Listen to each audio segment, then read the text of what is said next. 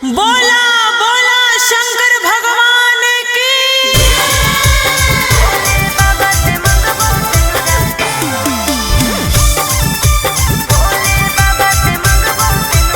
Mixed by Ankit Ahir.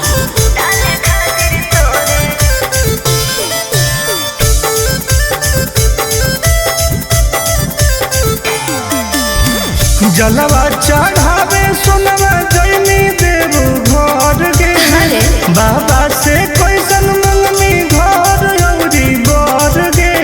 अरे बताओ गे ये भी पूछो ना। जलवा चढ़ावे सुनवा जैनी देव घर गे बाबा से कैसन मंगनी घर औरी बर गे। टेंशन काहे लेही दर्शन करबई भोरे भोरे रे भोले बाबा से मंगबो सिंदूरा डाले खातिर तोरे रे। अरे भोले बाबा से मंगबो सिंदूरा डाले खातिर तोरे रे।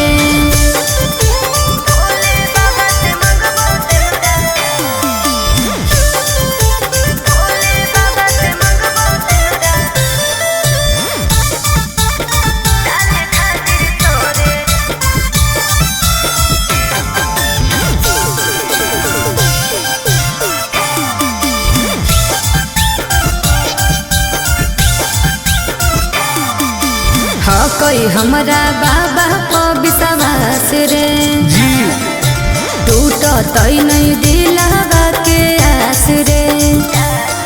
बोल कैसे भोलेनाथ के मनईमी मना ले भाई कौची शिवलिंग पर तू चढ़ईमी। सुन ना भांग धतूरा चिलम चढ़ैबै लेके जोरे जोरे रे भोले बाबा से मंगबो सिंदूरा डाले खातिर तोरे रे। अरे भोले बाबा से मंगबो सिंदूरा डाले खातिर तोरे रे।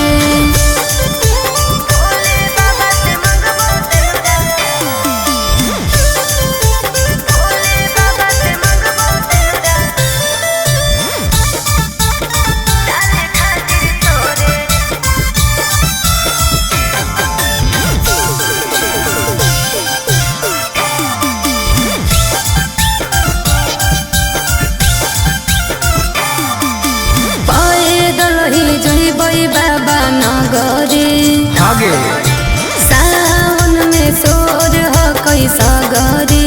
जय शिव आगे फेर दे तू नजर महादेव गे अरे तब हम बनबौ तोर पति देव गे। आनंद पर काश टुन टुन उनके पछोड़े रे भोले बाबा से मंगबो सिंदूरा डाले खातिर तोरे रे। अरे भोले बाबा से मंगबो सिंदूरा डाले खातिर तोरे रे। अच्छा ठीक हो। अरे